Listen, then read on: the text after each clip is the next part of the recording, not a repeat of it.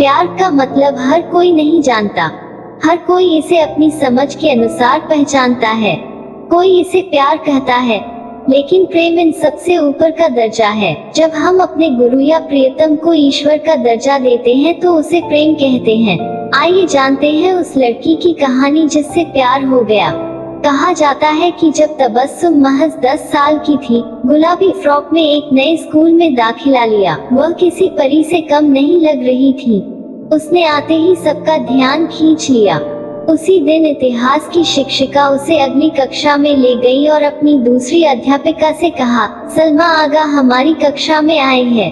क्या उसका नाम राजीव नहीं था, जो उसकी दोस्त नीतू का भाई था? शायद अब तबस्सुम को प्यार हो गया था, और वो भी एक तरफा। क्योंकि राजीव पढ़ाई में जितना होशियार था, तबस्सुम उतनी ही कमजोर थी। इसी वजह से कई सालों की दोस्ती के बाद भी वह नीतू और राजीव से इस बारे में बात नहीं कर पाई, क्योंकि वो ऐसा कहकर नीतू से अपनी दोस्ती नहीं खोना चाहती थी। समय ने करवट ली, वह दिल्ली चला गया, लेकिन फिर भी वह उसे नहीं बता सकी। उसके शादी के रिश्ते आने लगे। फिर घर वाले जहाँ चाहते थे तबस्सुम के लिए रिश्ता पक्का हो गया। फिर वह राजीव को अपना भगवान मानने लगी और अपने नए परिवार पर ध्यान देने लगी। लेकिन उसका परिवार और उसका जीवन साथी उसे वह प्यार नहीं दे पाया जो वह चाहती थी। फिर भी लड़ाई झगड़ों के बीच वह हर हाल में डटी रही, कभी सास के साथ, कभी नंद के साथ, यहाँ तक अपने जीवन साथी मनोज के साथ भी। मनोज बुरा नहीं था, लेकिन शायद वह अपनी पत्नी और माँ का साथ दे रहा था।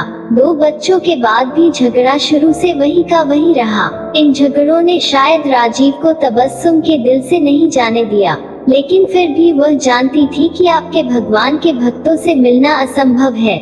मनोज ने अगर तबस्सुम से प्यार की कमी न दिखाई होती तो शायद वो उसे बहुत पहले ही भूल चुकी होती, लेकिन नहीं हो सका।